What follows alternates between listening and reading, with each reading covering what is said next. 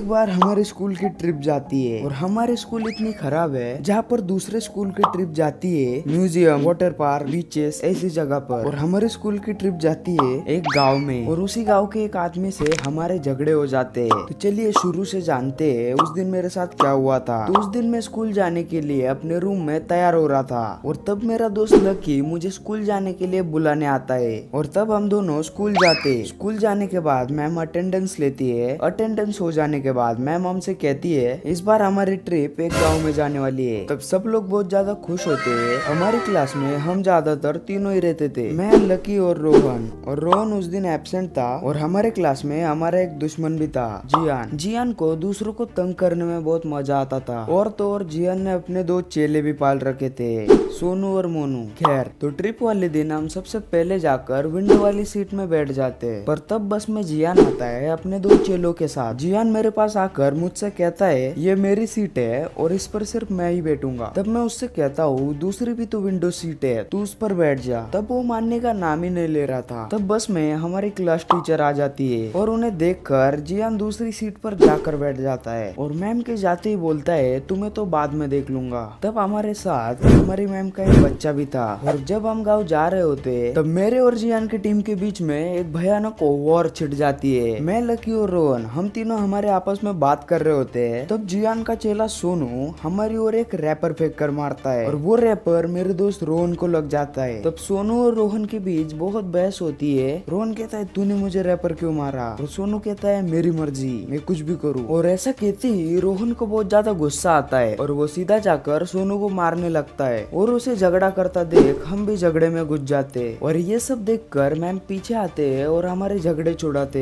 फिर बाद में हम गाँव पहुँच जाते और गाँव में जाते ही मैम हमसे कहती है कि सब लोग साथ में रहेंगे और कोई भी अलग से नहीं घूमेगा। तब तो हम हाँ कर देते, पर हमारे दिमाग में कुछ अलग ही चल रहा था। कुछ देर बाद मैम हमारे पास आती है और हमसे कहती है कि अब हमें पूरा गांव एक्सप्लोर करने जाना है। तब हम मैम के साथ चले जाते हैं और गांव में बहुत ज्यादा यूनिक चीजें देखते हैं। गांव देखने के बाद हम खेतों की ओर जाते हैं। खेतों में पहुंचने के बाद मैम सबको खेतों के बारे में समझा रही होती है और तब हम तीनों छुपके से वहाँ से निकल जाते हैं क्योंकि हम तीनों को अकेले घूमना था। हम तीनों ऐसे ही जा रहे होते हैं। तब लकी को एक आम का पेड़ दिखता है। तब रोहन बोलता है कि आज तो आम खा कर ही जाएंगे। तब मैं भी उनके हाँ में हाँ मिला देता हूँ और आम खाने चला जाता हूँ। हालांकि तब आम पके हुए भी नहीं थे, पर फिर भी हमें खाने थे। हम आम के पेड़ के पास जाते हैं और आम तोड़ ही रहे होते हैं कि तब खेत का मालिक हमें आम तोड़ते देख हमारी ओर जोर से चिल्लाता हुआ भाग के आता है। तब हम वहाँ से भागते हैं और तब हमारे भागने की वजह से खेतों की फसल खराब हो रही थी। तब मैं और रोहन वहाँ से थोड़े दूर आते हैं और तब हमें पता चलता है कि हमारे साथ लकी नहीं है। खेत का मालिक लकी को पकड़ लेता है और लकी को पकड़ा हुआ देखकर हम दोनों वापस चले जाते हैं। हम उनसे कहते हैं प्लीज अंकल, गलती हो गई, हमें छोड़ दो, हम यहाँ पर बाहर गाँव से ट्रिप के लिए आए हैं। तब वो हमसे कहते हैं बाहर से आए हो तो छोड़ दो, और मेरे फसल जो खराब हुई है उसका क्या, इसका नुकसान कौन भरेगा। उस टाइम वो अंकल एकदम गुस्से में थे। तब एक तरफ अंकल हमें डांट रहे थे और दूसरी तरफ मैम बाकी बच्चों के साथ हमें ढूंढ रही थी। उस टाइम जियान हमें देख लेता है और ये भी देखता है कि अंकल हमें डांट रहे हैं और मैम के पास जाकर मैम को सारी बात बता देता है। तब मैम हमारे पास आती है और हमसे कहती है कि क्या हो गया।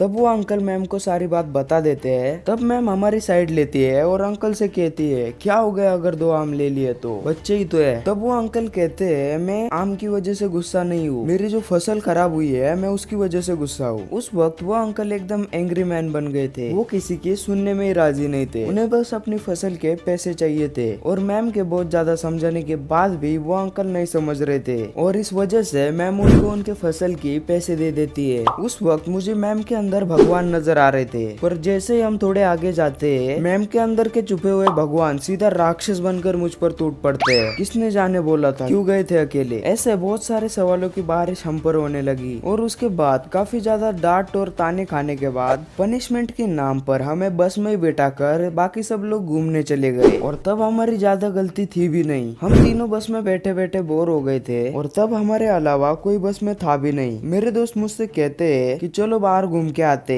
वैसे भी किसी को क्या ही पता चलेगा। तब मैं कहता हूँ अब बाहर नहीं जाएंगे, अब कुछ अलग करेंगे। उस वक्त हम बस के की पॉइंट के वायर को ही तोड़ देते हैं। उसके कुछ देर बाद जब मैम और बाकी बच्चे आते तब हम लोग ऐसा बिहेव करते हैं जैसे कि हमें हमारी गलती का रिग्रेट हो रहा है। उस वक्त सब शांत और अच्छी तरीके से चल रहा था, सब लोग अपनी अपनी सीट पर बैठ जाते और जैसे ही ड्राइवर बस को स्टार्ट करते हैं तब बस तो स्टार्ट ही नहीं हो रही होती है। तब ड्राइवर बस को स्टार्ट करने के लिए बहुत ज्यादा ट्राई करते हैं पर तब भी उनसे बस स्टार्ट नहीं होती है। तब वो परेशान होकर कुछ बच्चों के साथ गांव में मैकेनिक ढूंढने जाते हैं। मैकेनिक आने के आधे घंटे बाद बस स्टार्ट होती है। उस टाइम किसी को भी हम पर शक नहीं होता है कि ये सब हमने किया है सिवाय एक मैम के। पर उस टाइम वो मैम हमसे कुछ भी नहीं कहती है और तब हम घर जाने के लिए गाँव से निकल जाते हैं। पूरे रास्ते में मैं, लकी और रोहन हम तीनों एकदम शांत थे, जैसे कि हमें बहुत ज्यादा दुख हो रहा हो, पर हम अंदर से बहुत ज्यादा खुश थे। तो गाइज यही थी अपनी आज की स्टोरी। मैं मिलता हूँ आपको जल्दी नेक्स्ट वीडियो में, तब तक के लिए बाय बाय।